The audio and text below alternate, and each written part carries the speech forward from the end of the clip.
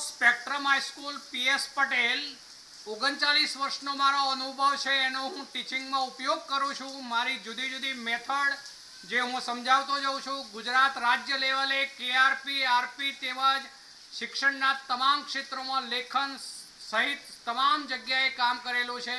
એવા મારા બહોળા અનુભવનો હું ઉપયોગ મારા ટીચિંગ દરમિયાન કરું છું। મારો લાભ અવશ્ય લેજો એવું ખાસ જણાવું છું।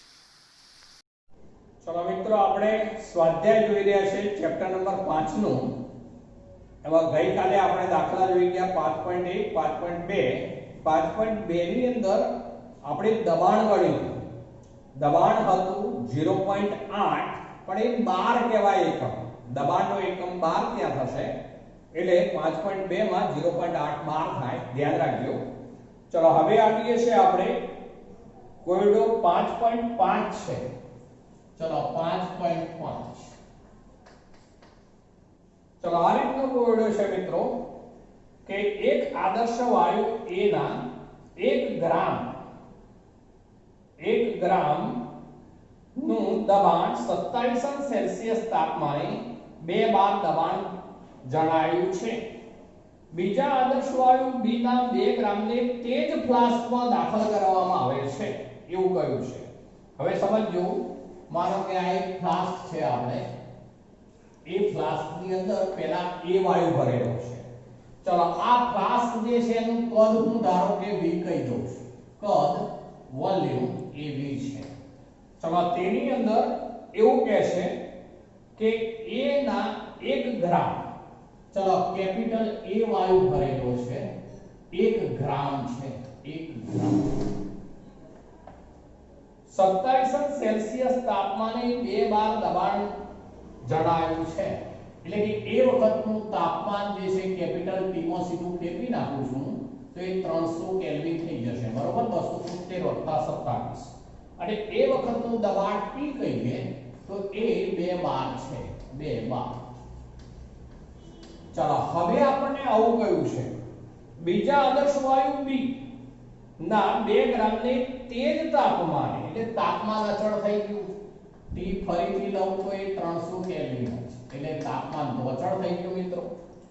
ચલો હવે તેજ ફ્લાસ્કમાં દાખલ કરવામાં આવે છે એટલે V પણ અચળ થઈ ગયું કદ V અચળ થઈ ગયું એટલે આ બંને અચળ થઈ ગયા મિત્રો। જુઓ આ બંને અચળ પણ હવે એવું કહે છે કે B ના 2 ગ્રામ ને એટલે હવે B જે છે 2 ગ્રામ આ જ ફ્લાસ્કમાં દાખલ કરીશું એટલે કદ V જ થવાનું એનું તે જ ફ્લાસ્કમાં દાખલ કરવામાં આવે છે ત્યારે દબાણ 3 બાર થાય છે એટલે હવે બંને ભેગા છે મિત્રો એવો અર્થ થાય। ફરીથી બોલું છું રકમ બરોબર ધ્યાન રાખજો। એક આદર્શ વાયુ A ના 1 ગ્રામનું દબાણ 27 સેલ્સિયસ તાપમાને 2 બાર જણાયું છે એટલે એનું દબાણ 2 બાર। બીજા આદર્શ વાયુ B ના 2 ગ્રામને तेज तापमाने तेज फ्लास्क में दाखल करवामां आवे छे त्यारे दबाण 3 बार थाय छे। એટલે હવે આ દાખલ કર્યા બાદ બંનેનું ભેગું દબાણ કેવો થશે તો મિશ્રણનું દબાણ એવું લખું છું મિશ્રણનું દબાણ બરાબર 3 બાર મિશ્રણનું દબાણ 3 બાર। ચલો આવો અર્થ થયો મિત્રો। હવે આપણે આ બીજા વાયુનું દબાણ અને આ પહેલા વાયુનું દબાણ એમ કહી દઈએ તો આ પહેલા વાયુનું દબાણ 1 કહીશું પણ બીજા વાયુનું દબાણ એ આમાંથી આપણે આ બાદ કરવું પડે એટલું થાય। એટલે હવે P2 મેળવવું છે આપણે તો P2 બરાબર કેટલા થવાના તો 3 - 2 એટલે બરાબર કેટલા થઈ ગયા 1 બાર।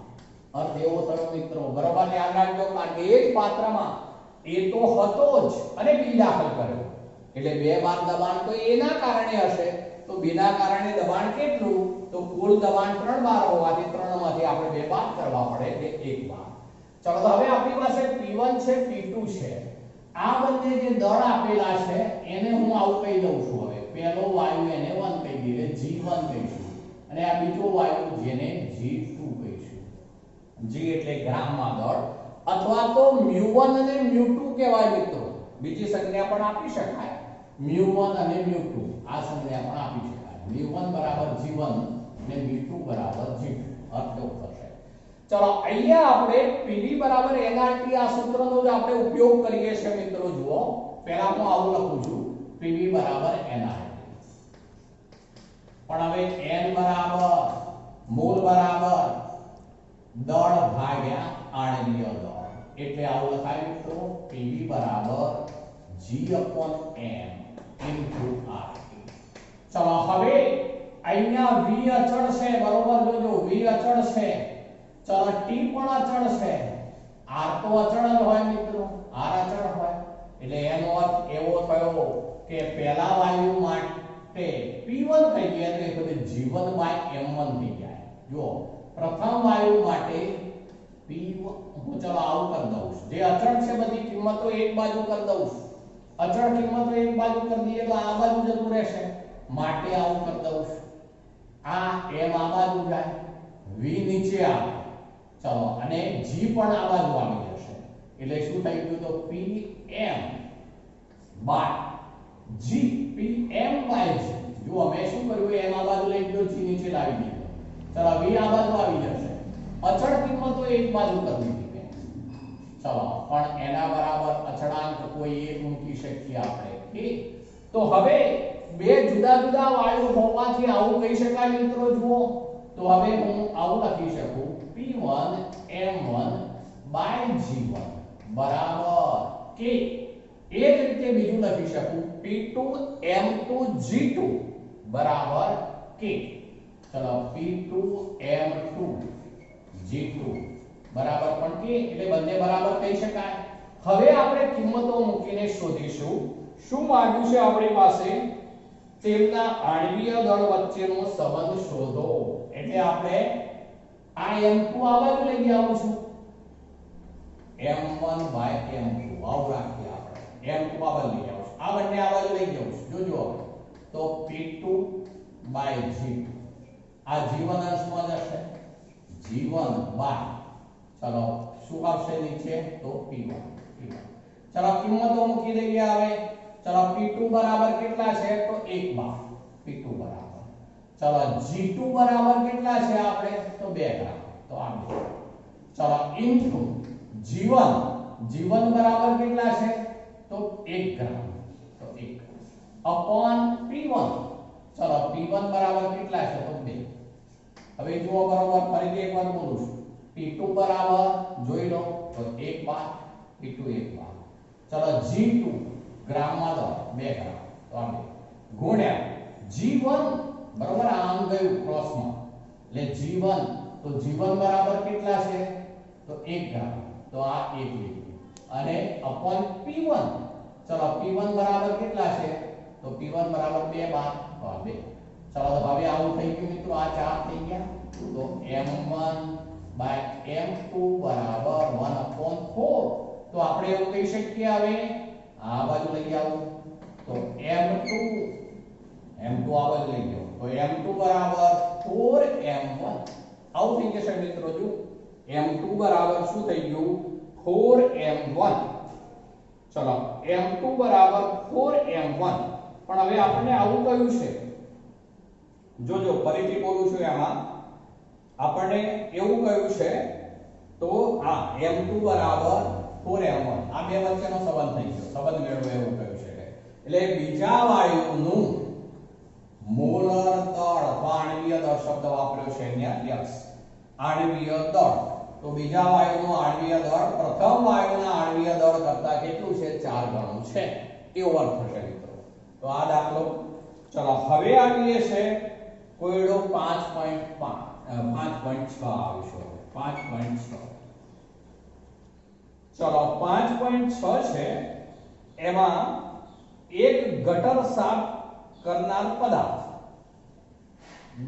ડ્રેઇનેક્સ થોડા ઘણા પ્રમાણમાં એલ્યુમિનિયમ ધરાવે છે. એલ્યુમિનિયમ એટલે કે તે કોસ્ટિક સોડા સાથે પ્રક્રિયા કરી ડાયહાઇડ્રોજન ઉત્પન્ન કરે છે. જો 0.15 ગ્રામ એલ્યુમિનિયમ પ્રક્રિયા કરે તો 20 સેલ્સિયસ તાપમાને અને 1 બાર દબાણે ડાયહાઇડ્રોજન વાયુનું કદ કેટલું મળશે. ચલો અહીંયા મિત્રો જે ડ્રેઇનેક્સ છે એ એલ્યુમિનિયમ ધરાવે છે, કોની સાથે પ્રક્રિયા કરે છે તો કોસ્ટિક સોડા સાથે. ચલો એનું સમીકરણ બનાવીએ છીએ આપણે. એલ્યુમિનિયમ છે, કોસ્ટિક સોડાનું જલીય દ્રાવણ એટલે NaOH રેનિશ છે એટલે H2O પાણી તો હોય. ચલો તો હવે એમાંથી પ્રક્રિયા થાય ત્યારે એક બને NaLO2 સોડિયમ એલ્યુમિનેટ બને છે અને બીજું કે છે હાઇડ્રોજન વાયુ બને છે. હવે આપણે આને બેલેન્સ કરવું પડે મિત્રો. ચલો બેલેન્સ કરવા માટે પહેલા તો હું Na જે છે આ Na એને 2 વડે ગુણી દઉં છું. તો Na 2 થયા તો આને 2 વડે ગુણવું પડશે. એલ્યુમિનિયમ 2 થયા તો આને 2 વડે ગુણવું પડશે. ચલો હવે આપણે ઓક્સિજન ઉપર જઈએ પહેલા. તો ઓક્સિજન 4 છે જુઓ. ઓક્સિજન 4 તો આ 2 તો આપણે 2H2O લઈ લઈએ એટલે ઓક્સિજન 2 ને 2 4 થાય. હાઇડ્રોજન ગણી જુઓ હવે. હાઇડ્રોજન અગત્યના છે આપણે.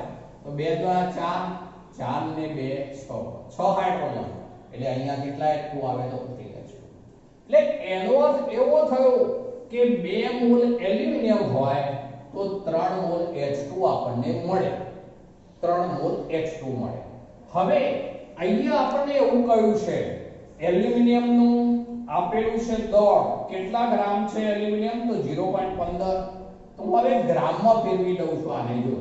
તો આવું કેવાશે આ 2 ગુણ્યા એલ્યુમિનિયમ નું પરમાણુય દળ છે મિત્રો 27 એટલે બરાબર કેટલા થઈ ગયું તો 27 * 54 ગ્રામ. ચલો 54 ગ્રામ એલ્યુમિનિયમ હોય ત્યારે 3 મોલ H2 મળે. પેલાને મોલ જ રહેવા દઈએ. ચલો હવે પદ બનાવી દઉં છું. 54 ગ્રામ Al હોય તો 3 મોલ H2 મળે. STPA standard temperature and pressure માટે આપણને અહીંયા કહ્યું છે 0.15 ગ્રામે કેટલા તો 0.15 ગ્રામ એલ્યુમિનિયમ હોય તો કેટલા મોલ H2 મળે. ચલો તો હવે આવું થઈ જવાનું મિત્રો 0.15 ઉપર જશે ગુણ્યા 3 ભાગ્યા 54. ચલો બરાબર. ચલો એમાં મોલ થઈ જશે એ જે છે એમાં મોલ થાય છે 0.00833 મોલ. STPA મળે. STPA. ચલો હવે આપણને તો એવું પૂછ્યું છે પણ STPA એટલે તો સ્ટાન્ડર્ડ ટેમ્પરેચર એન્ડ પ્રેશર એટલે સ્ટાન્ડર્ડ પ્રેશર તો આપણે એક વાતાવરણ લેતા હોઈએ છીએ બરોબર છે પણ સ્ટાન્ડર્ડ ટેમ્પરેચર એ વખતે લેવાય 273 કેલ્વિન અથવા 0 સેલ્સિયસ. હવે આપણને તો એવું કહ્યું છે પણ 20 સેલ્સિયસ તાપમાને અને 1 બાર દબાણે એટલે એનો અર્થ એવો થયો કે હવે આપણે આ સૂત્રનો ઉપયોગ કરવો પડે મિત્રો. કયું સૂત્ર વપરાય તો PV nRT. ચલો હવે આપણી પાસે n છે બરોબર. આપણે શું શોધવું છે કદ તો v સૂત્ર કરતા બનાવી દઉં છું. તો v બરાબર શું થઈ જશે nRT ભાગ્યા p. ચલો n આ કિંમત છે 0.000 છે 00833 into r. ચલો r આપણે અહીંયા કદના સંદર્ભમાં લેવું છે 8.314 ગુણ્યા 10⁻² લઉં છું ગુણ્યા t કેલ્વિનમાં તાપમાન 20 સેલ્સિયસ છે 273 ઉમેરવા પડે એટલે ગુણ્યા 203. ચલો ભાગ્યા ચલો p કેટલું આપ્યું છે અહીંયા આપણને ચલો p જે છે હાઇડ્રોજન ઉત્પન્ન કરે છે 1 બાર દબાણે એટલે p એક જ છે p1. ચલો તો આ બધાનો જવાબ શોધીશું મિત્રો. તો v બરાબર થશે એમાં v બરાબર થાય છે 20.3 ગુણ્યા 10⁻² લીટર. લીટરમાં છે આ 20.3 ગુણ્યા 10⁻² લીટર એટલે કે એ ml માં કહીએ તો 203 ml થઈ જશે. 203 ml થઈ જશે બરોબર. ચલો આ આપણે 5.6 લીધો. હવે આવીએ છે 5.7 ઉપર. 5.7 ચલો 5.7 માં આવું કયું છે 9 ડેસીમીટર ક્યુબ ફ્લાસ્કમાં 27 સેલ્સિયસ તાપમાને 3.2 ગ્રામ મિથેન અને 4.4 ગ્રામ કાર્બન ડાયોક્સાઇડના મિશ્રણ વડે કેટલું દબાણ ઉત્પન્ન થશે. હવે મિત્રો અહીંયા આપણને એક તો ફ્લાસ્કનું કદ આપી દીધું છે તો ફ્લાસ્કનું કદ V બરાબર આપણને 9 ડેસીમીટર ક્યુબ એવું ડેસીમીટર ક્યુબ આપી દીધું છે. ચલો ફ્લાસ્કનું કદ જે વાયુનું કદ કહેવાશે V બરાબર કેટલું છે તો 9 ડેસીમીટર ક્યુબ. આ એક આપી દીધું છે. ચલો બીજું શું આપ્યું છે એ કહું છું જોજો. 27 સેલ્સિયસ તાપમાન એની પહેલા સ્પષ્ટતા કરતા હું 27 સેલ્સિયસ તાપમાન એટલે કેપિટલ T આપેલું છે. કેપિટલ T બરાબર 27 હોવાથી 300 કેલ્વિન થઈ જવાનું મિત્રો. ડાયરેક્ટ ઉમેરી દઉં છું 273 27 એટલે સીધા 300 કેલ્વિન. ચલો બીજું આપ્યું છે આપણને મિથેન વાયુ છે 3.2 ગ્રામ છે. હવે મિથેન એટલે CH4 મિથેન CH4 એનો મોલર દર લઈએ મિત્રો તો C બરાબર 12 અને H એક એવા 4 12 ને 4 16 થવાનું 16 ગ્રામ મોલ ઇન્વર્સ. માટે મિથેનના મોલ શોધી કાઢીએ પહેલા તો N1 કહીશું તો મિથેનના મોલ બરાબર મિથેનનું દળ આપણને આપેલું છે 3.2 તો 3.2 ભાગ્યા 16. ચલો એટલે પોઈન્ટ કાઢી નાખું તો 16 દુના 32 બે ઉડી જાય એટલે 0.2 N1 બરાબર 0.2 મોલ થયું. ચલો એ જ રીતે બીજો વાયુ છે કાર્બન ડાયોક્સાઇડ. ચલો CO2 વાયુનું મોલર દળ થાય 44 ગ્રામ મોલ ઇન્વર્સ. એટલે હવે એના સીધા N2 શોધી કાઢીએ છીએ. N2 એના મોલ. ચલો એ છે 4.4 ગ્રામ એટલે 4.4 ગ્રામ ભાગ્યા 44 ગ્રામ મોલ ઇન્વર્સ બરાબર કેટલા થઈ જવાના મિત્રો તો 0.1 મોલ. ચલો હવે બંનેનો સરવાળો કરી લઈએ એટલે કુલ મોલ થઈ જશે મિત્રો. તો કુલ મોલ બંનેને ભેગા કરી દઈએ એટલે n કહેવાશે. તો n બરાબર 0.2 અને 0.1 0.2 પ્લસ 0.1 એટલે કે 0.3. તો આપણી પાસે n ની કિંમત છે v છે t છે. આપણે શોધવાનું શું છે દબાણ P. તો હવે આપણું આ સૂત્ર PV બરાબર nRT. ચલો એમાં P સૂત્ર કરતા બનાવી દઈએ તો n બરાબર 0.3. હવે r ની વેલ્યુ મૂકતી વખતે અહીંયા ખાસ ધ્યાન રાખીશું મિત્રો 8.314 ઇન આનો એકમ લખી દઉં પહેલા 8.314 એ pascal metre raise to -3 kelvin inverse mole inverse. આ એકમમાં લીધું આપણે 8.314 pascal metre raise to -3 kelvin inverse mole inverse. ચલો આ જે છે આ મીટર ક્યુબ આવશે સોરી મીટર ક્યુબ પાસ્કલ પછી metre cube kelvin inverse mole inverse r ની કિંમત મૂકી. ચલો t કેટલો છે આપણે અહીંયા જુઓ તો t 300 તો આ 300 કેલ્વિન. ચલો હવે ભાગ્યા શું આવશે v. ચલો v આપણને આ ડેસીમીટર ક્યુબમાં આપ્યું છે એને આપણે મીટર ક્યુબ જે છે એમાં ફેરવવું પડશે મિત્રો.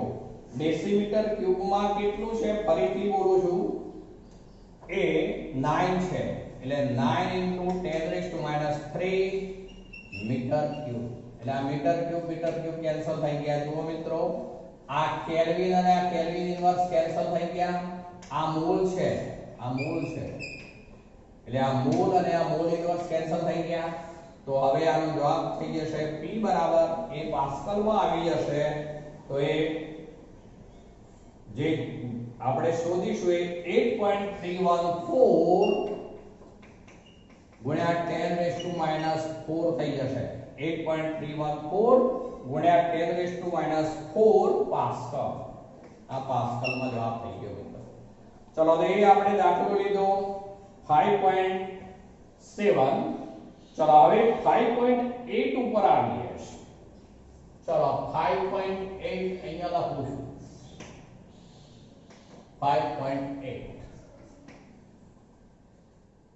ચલો એમાં એવું કહ્યું છે કે 0.5 લિટર H2 0.8 બાર દબાણે, ચલો એટલે H2 વાયુ કયો છે H2, ચલો એ H2 વાયુ માટે 0.5 લિટર એટલે એનું હું અત્યારે V લખું છું 0.5,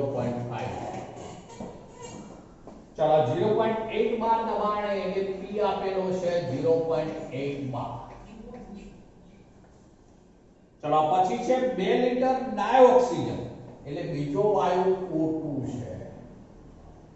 ચલો હવે O2 વાયુ જે છે O2 વાયુ છે એનું કદ V બરાબર, ચલો એનું કદ V બરાબર 2 લિટર આપેલું છે. ચલો આ 2 લિટર, એનું દબાણ P બરાબર 0.7 બાર, 0.7 બાર આવું આપેલું છે.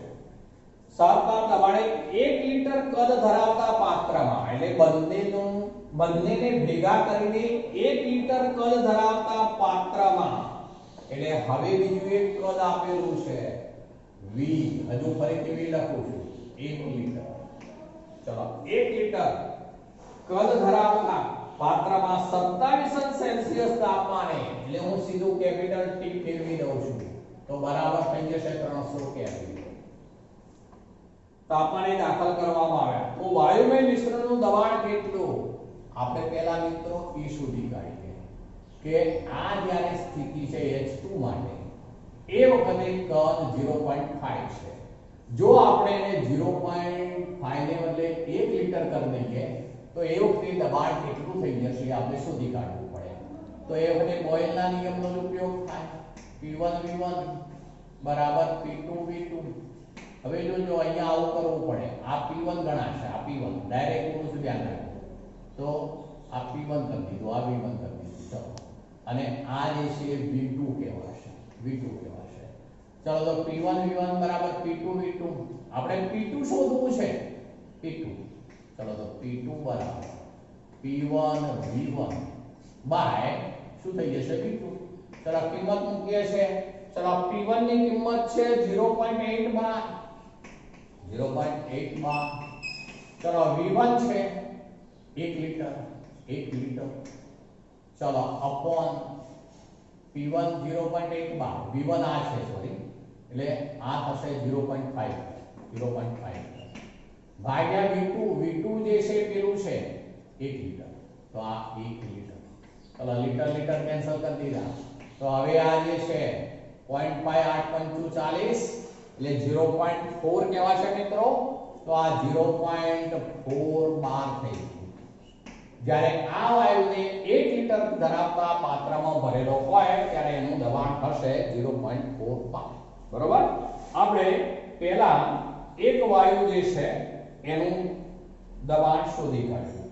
આપણે 5.8 ગણી રહ્યા છીએ, બરોબર, 0.4 કહ્યું. ચલો એ જ રીતે O2 વાયુ માટે ગણી કાઢીએ. હવે O2 વાયુ માટે આને હું P3 V3 P3 કહી દઉં છું.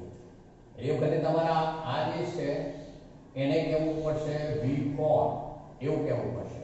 તો આવું થવાનું P1 V1 ની જગ્યાએ P3 V3 બરાબર P4 V4. તો હવે એમાં P4 આપણે સૂત્ર કરતા બનાવવાનું, ધ્યાન રાખવાનું કે આપણે કોને સૂત્ર કરતા બનાવીએ P3 V3 upon V4. ચલો P3 તરીકે છે 0.7 બાર એના ગુણ્યા V3. ચલો V3 છે 2 લિટર, 2 લિટર upon પેલું આવશે V4 કહીશું અમે એને 1 લિટર અને 1 લિટર એટલે આવું થઈ ગયું 7 ગુણ્યા 14 એટલે 1.4. તો હવે બની ગયું આ P4 બરાબર 1.4. ચલો P2 બરાબર છે આપણે 0.4 અને P4 બરાબર છે 1.4. હવે આપણને એવું કહ્યું છે તો દાખલ કરવામાં આવે તો વાયુ મિશ્રણનું કુલ દબાણ. ચલો હવે ડાલ્ટનના આંશિક દબાણના નિયમનો ઉપયોગ કરીએ. બંનેના વ્યક્તિગત દબાણનો સરવાળો એટલે કુલ દબાણ P. તો P બરાબર P2 P4. ચલો P2 કેટલા છે આપણે તો 0.4 P4 1.4 તો બરાબર શું થઈ ગયું 1.8 બાર. તો એ જવાબ થઈ ગયો મિત્રો 1.8 બાર.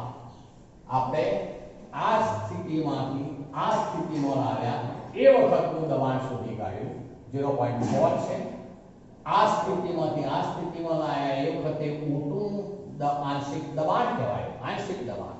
આંશિક દબાણ કોને કહેવાય? તો વાયુ મિશ્રણના તાપમાને વાયુ મિશ્રણ પૈકીનો કોઈ એક વાયુ મિશ્રણના કદ જેટલું જ કદ ધારણ કરે તે વખતના તેના દબાણને તે વાયુનું દબાણ આંશિક દબાણ કહે. એટલે આ બીજાનું આંશિક દબાણ, આ O2 નું આંશિક દબાણ છે, આ H2 નું આંશિક દબાણ છે. એટલે P બરાબર P of H2 plus P of O2 એટલે બંનેના આંશિક દબાણનો સરવાળો કરી દીધો એટલે 1.8 એ જવાબ 12 એ જવાબ થશે. ચાલો હવે લઈએ છે 5.9 ઉપર જઈએ. ચાલો 5.9. ચાલો 5.9 માં આપણે આવું કહ્યું છે 27 સેલ્સિયસ તાપમાને અને 2 બાર દબાણે વાયુની ઘનતા 5.46 ગ્રામ પર ડેસીમીટર ક્યુબ જણાય છે. તો STP એ કેટલી ઘનતા? એટલે અહીંયા બે પરિસ્થિતિ થઈ મિત્રો, અર્થ કેવો થયો? ચલો હવે પ્રથમ પરિસ્થિતિમાં આપણને એવું કહ્યું છે 27 સેલ્સિયસ તાપમાને અને 2 બાર દબાણે એટલે P બરાબર P1 થઈ ગયું છે તો 2 બાર. ચલો એ વખતે ઘનતા આપણને આપેલી છે, કદ નથી આપ્યું, અહીંયા ઘનતા આપેલી છે તો હું ઘનતા લખું છું d1. d1 બરાબર છે 5.46 ગ્રામ પર મીટર ક્યુબ છે, ડેસીમીટર ક્યુબ છે, ગ્રામ પર ડેસીમીટર. ચલો એક વખતે T1 આપેલું છે આપણને 27 સેલ્સિયસ એટલે 27 + 273 ડાયરેક્ટ કરી દઉં, ધ્યાન રાખજો 300 કેલ્વિન બરોબર. ચલો એ જ રીતે STP એ ઘનતા કેટલી એવું કહ્યું છે આપણને. ચલો STP એ સ્ટાન્ડર્ડ પ્રેશર P2 1 બાર. ચલો એ વખતે ઘનતા કેટલી એટલે D2 શોધવું છે અને T2 બરાબર કેટલા લેવાય મિત્રો? તો 273 કેલ્વિન.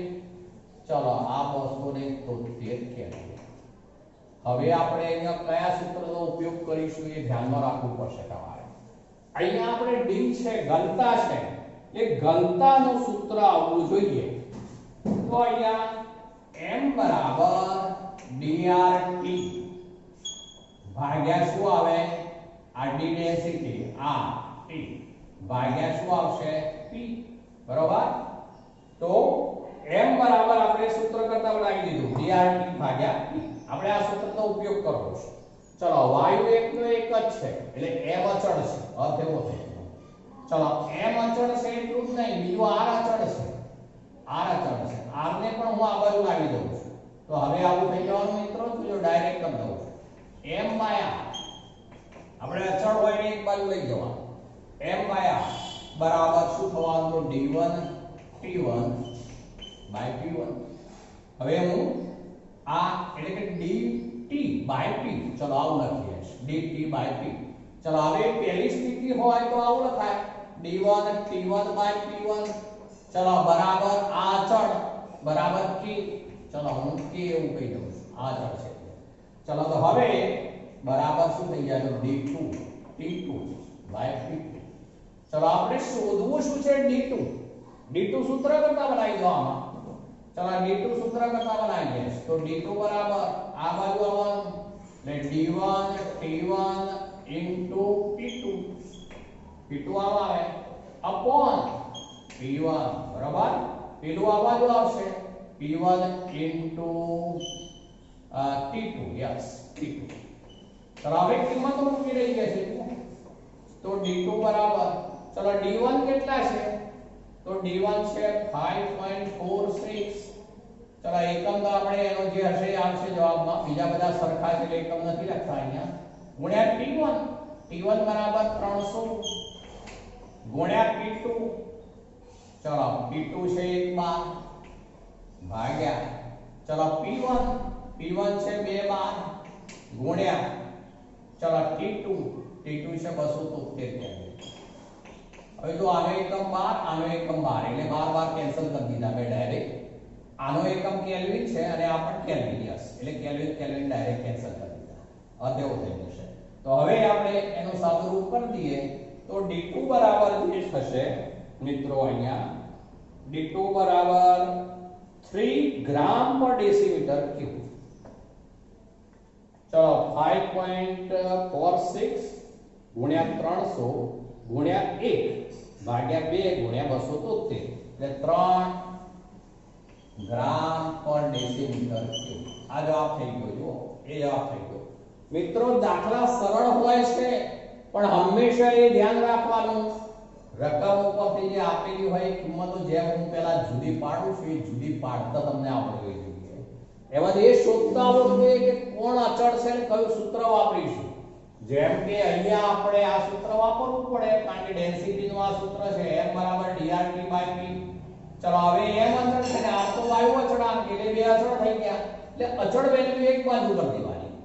તો આપણે એના બરાબર k એવું કહી શકીએ. માટે d1 t1/p1 બરાબર d2 t2/p2 આપણે બે સ્થિતિ માટે લઈ શકીએ. જે શોધવું હોય એટલે સૂત્ર કરતા બનાવવાનું. ચલો 5.9 હતો. ચલો 5.10 ઉપર આવીએ. ચલો 5.10. ચલો મિત્રો એમાં આવું છે 546 અંશ સેલ્સિયસ તાપમાને અને 1 બાર દબાણે છે 0.1 નહીં 1 બાર છે 1 બાર દબાણે 34.5 ml ફોસ્ફરસ બાષ્પનું વજન 0.0625 ગ્રામ થાય છે. તો ફોસ્ફરસનું મોલર દળ કેટલું હશે? ચલો આપણને પહેલા તો કેપિટલ T લેવો છે. તો એ 273 546 કેલ અહીંયા ડિગ્રી સેલ્સિયસ માં આપ્યું છે એટલે એનો સરવાળો થઈ જશે મિત્રો તો બરાબર 819 કેલ્વિન. આ કેલ્વિનમાં ફેરવી દીધું આપણે. ચલો પછી બીજું આપેલું છે 1 બાર દબાણ એટલે P આપી દીધું છે P બરાબર 1 બાર. એકમ સહિત લખવાનું હંમેશા.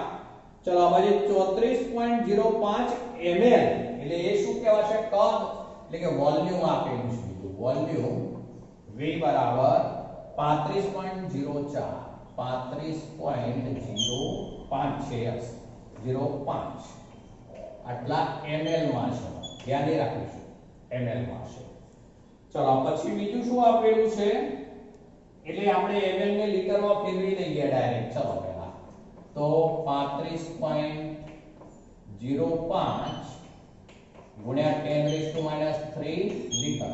લીટરમાં ફેરવવું જ પડે આપણે તો એને લીટરમાં ફેરવી દીધું કારણ કે આપની વેલ્યુનો ઉપયોગ કરવો પડશે આપણે. ચલો હવે એમાંથી આપણે મોલર દળ શોધવાનું છે પણ. ચલો તો હવે આપણું મેઈન સૂત્ર તો PV બરાબર nRT વાળું છે.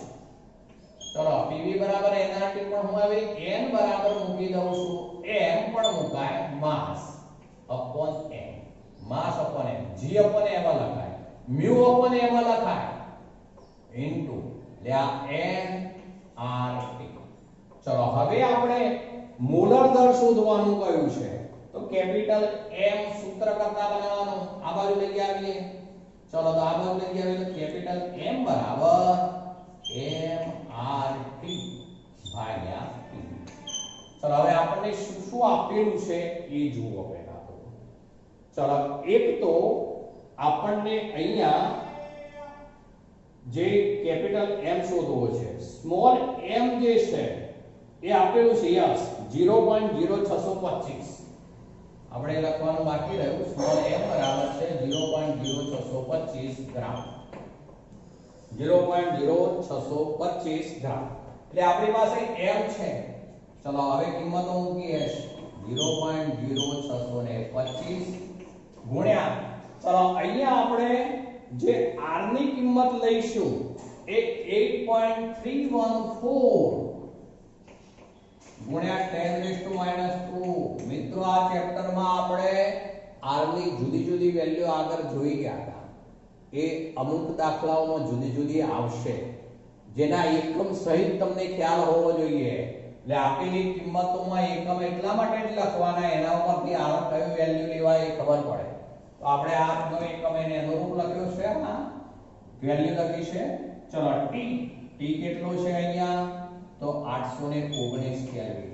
મેં એકમ નથી લખ્યા અહીંયા, હવે સીધું લખું છું અપોન p. ચલો p બરાબર છે 1 માં ગુણ્યા v. ચલો v બરાબર છે આપણે 35.05 ગુણ્યા 10⁻³ એ લીટરમાં છે. ચલો તો હવે જવાબ થઈ જશે m જે છે એ આપણે શોધી કાઢીએ તો 125 ગ્રામ મોલ ઇન્વર્સ. 125 ગ્રામ મોલ ઇન્વર્સ.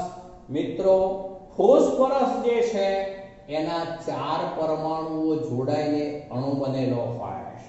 ફોસ્ફરસ જે છે એનું પરમાણુય દળ લઈએ તો લગભગ બોલું છું એ 31.7 ની આસપાસ ગણાય.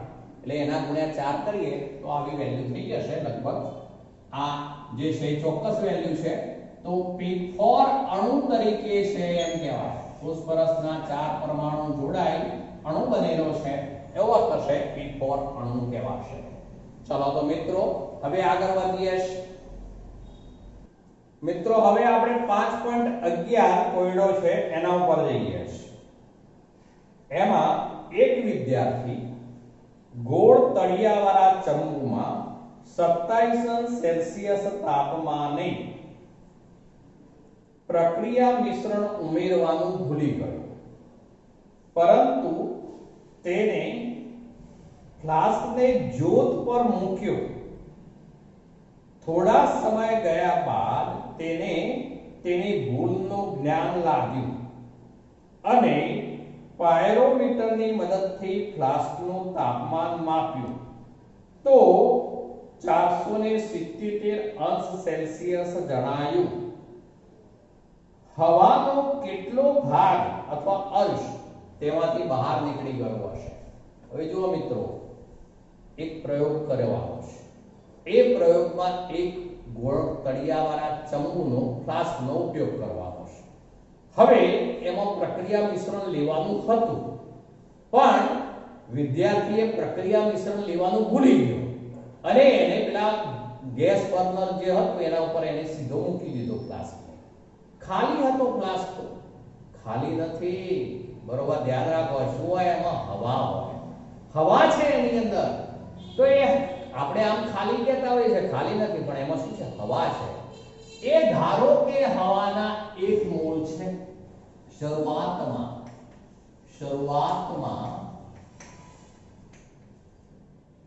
હવાના 1 મોલ ચંબુમાં છે. ફ્લાસ્ક ચંબુમાં છે. અર્થ એવો થયો. બરોબર. ચલો હવે એને ગરમ કરવા મૂક્યો ત્યારે 477°C તાપમાન જણાવ્યું. એટલે એનો અર્થ એવો થયો મિત્રો કે અહીંયા જે છે કદ કેવું છે એ આપણે શરૂઆતમાંથી કેટલી હવા બહાર નીકળી ગઈ હશે શોધવું પડશે. ચલો અહીંયા આપણને શરૂઆતનું જે તાપમાન છે, શરૂઆતનું તાપમાન કેટલું લઈશું? તો જનરલી અહીંયા આપ્યું 27°C તાપમાને આપ્યું છે. તે T1 કહીશું એને. તો T1 બરાબર 300 કેલ્વિન. અર્થ એવો થયો. ચલો એ વખતે આપણે અહીંયા આપણને એક તો T1 આપી દીધું છે. એ વખતે આ N1 કહીશું. તો N1 બરાબર 1 મોલ. હવે T2 તાપમાન છે. ચલો T2 તાપમાન કેટલું છે? તો એ કયું છે 477°C. એટલે આપણે એમાં 273 ઉમેરી દેવા પડે મિત્રો. 273 વત્તા 477 બરાબર કેટલા થઈ જવાના? તો બરાબર 750 કેલ્વિન. ચલો કેલ્વિન માં લીધું આપણે. હવે કેટલા મોલ વાયુ હશે શોધવાનો રહ્યો. અહીંયા આપણે જે છે એ પહેલા તો સાદું વાયુ સમીકરણનો ઉપયોગ કરીએ. માનો કે તો આવું થાય Pv બરાબર nRT. ચલો પહેલી પોઝિશન માટે લાગુ પાડો તો એ વખતે આપણે અહીંયા n અને t બે બદલાય છે, બાકીનું બધું અચળ છે, એટલે આવું થવાનું pv અચળ ભાગ્યા હું r નીચે લઈ આવું છું.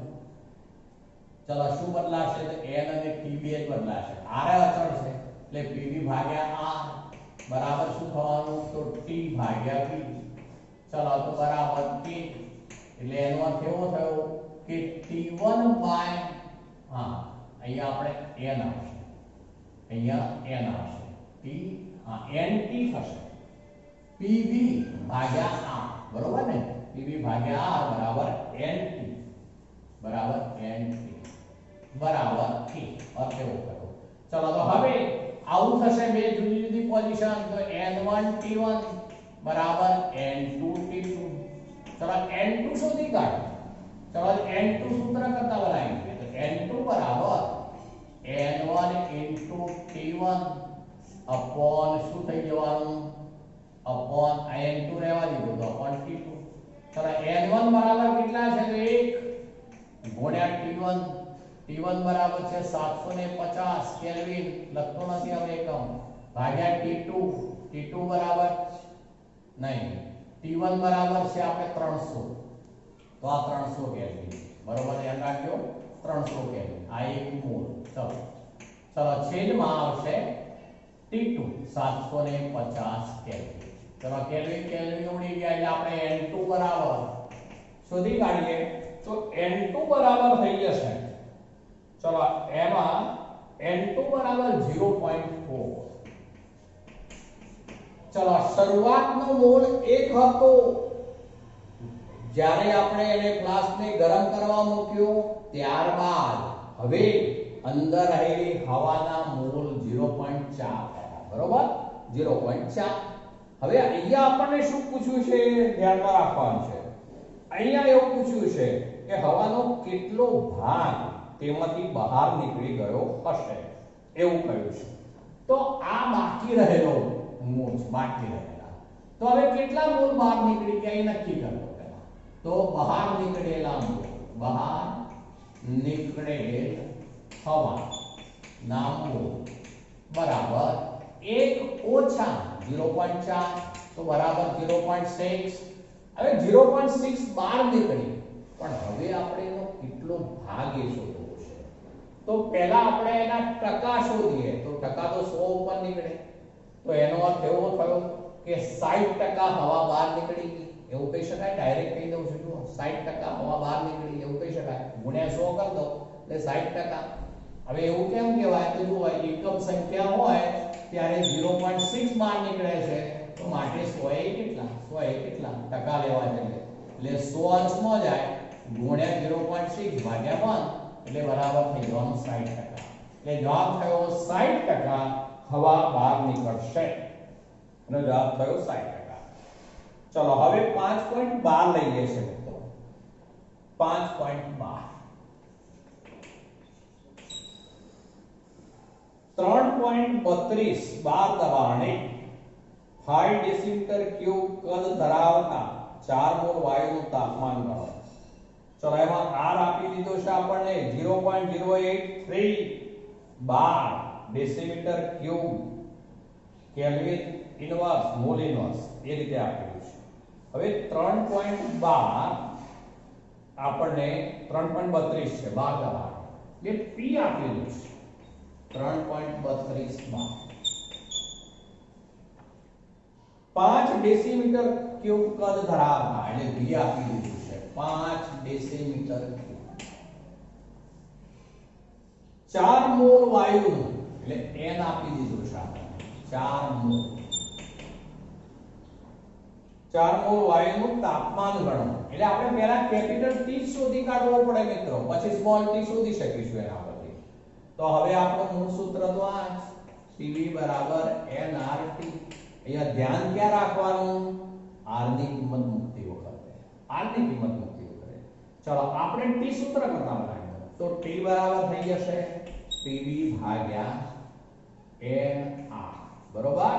ચલો હવે આપણે કિંમતો મૂકીએ છે, જુઓ P બરાબર છે 3.32 આ 12 માં લીધું છે આપણે. ચલો P જે છે એ 3.32 બાર છે એના ગુણ્યા V આપેલું છે ચલો V 5 ડેસીમીટર ક્યુબમાં છે હા ધ્યાન રાખજો 5 ડેસીમીટર ક્યુબ છે આ dm ક્યુબ અપોન ચલો હવે n બરાબર કેટલા તો 4 તો આ 4 મોલ છે ગુણ્યા આપણે પેલી કિંમત મૂકીશું તો એ છે 0.083 થશે મિત્રો અહીંયા 0.083 ચલો એ બધાનો આપણે શોધી કાઢીશું તો 50 કેલ્વિન માં થશે 50 કેલ્વિન તો આ 5.12 જે છે એમાં તાપમાન જે છે કેલ્વિન માં શોધીશું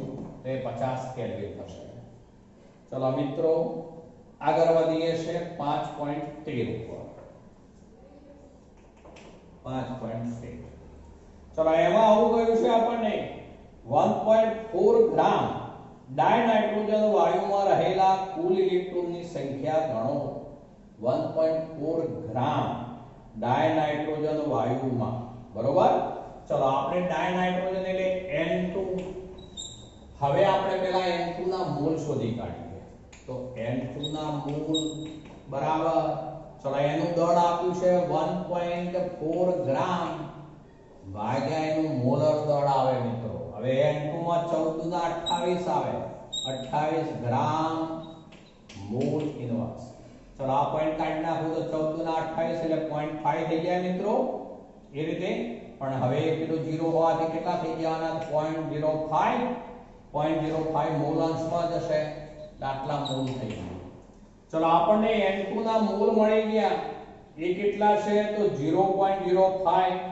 હવે આપણે N2 ની અણુ સંખ્યા શોધીએ આપણે પહેલા N2 ની અણુ સંખ્યા તો અણુ સંખ્યા બરાબર મોલ N2 યાદ કરો એવું કેટલો નંબર n into n આપણે શરૂઆતમાં જોઈ ગયા ચલો n છે આપણી પાસે 0.05 ગુણ્યા ચલો n એ એવું કેટલો સંખ્યા 6.022 ગુણ્યા 1023 એવું કેટલો નંબર ચલો હવે આજે આવીએ અણુ સંખ્યા હવે ઇલેક્ટ્રોનની સંખ્યા ગણવી છે આપણે ચલો ડાયરેક્ટ ગણી દઈએ છે ઇલેક્ટ્રોન સંખ્યા બરાબર હવે N2 અણુ છે નાઇટ્રોજનનો પરમાણુય ક્રમાંક 7 બરોબર માટે 7 ઇલેક્ટ્રોન એની પાસે હોય માટે જે અણુની સંખ્યા થઈ એના ગુણ્યા આપણે કેટલા કરી દઈએ તો 7 કેમ 7 નહીં 7 નહીં 7 ગુણ્યા 14 લેવા પડે કેમ તો એક નાઇટ્રોજનનો પરમાણુય ક્રમાંક 7 છે પણ આપણી પાસે N2 લખ્યું છે એટલે 7 ને બીજાના 7 એટલે ટોટલ 14 થાય મિત્રો બરોબર ને ફરીથી બોલજો ધ્યાન રાખજો નાઇટ્રોજનનો પરમાણુય ક્રમાંક તો 7 એટલે કે નાઇટ્રોજન પરમાણુ હોત તો એની પાસે 7 ઇલેક્ટ્રોન બરોબર નાઇટ્રોજન અણુ પાસે તો એના કરતા ડબલ ઇલેક્ટ્રોન એટલે 7 ગુણ્યા 14 ઇલેક્ટ્રોન આ અણુની સંખ્યા છે તો એના ગુણ્યા આપણે 14 કરવું પડે એટલે ડાયરેક્ટ હવે લઈ લઉં છું જોજો 0.05 ગુણ્યા 6.022 ગુણ્યા 1023 ગુણ્યા 14 વડે કેમ ગુણીએ યાદ રાખજો ખાસ એના ગુણ્યા 14 કરી દેશું એટલે મિત્રો હવે એનો જવાબ થઈ જશે 4.2154 ગુણ્યા 10 જે છે એ 1023 ચલો આ ઇલેક્ટ્રોન સંખ્યા રહી મિત્રો ઇલેક્ટ્રોન સંખ્યા આટલા જ શું હોય પ્રોટોન પણ હોય એટલા જ પ્રોટોન પણ હોય જો પ્રોટોનની સંખ્યા કહેતો પણ કારણ કે નાઇટ્રોજનમાં પ્રોટોન પણ 7 હોય ઇલેક્ટ્રોન પણ 7 હોય N2 પાસે 7 ગુણ્યા 14 પ્રોટોન પણ 14 હોય ઇલેક્ટ્રોન પણ 14 હોય બરોબર ચલો મિત્રો આજે આપણે આટલે સુધી રાખીએ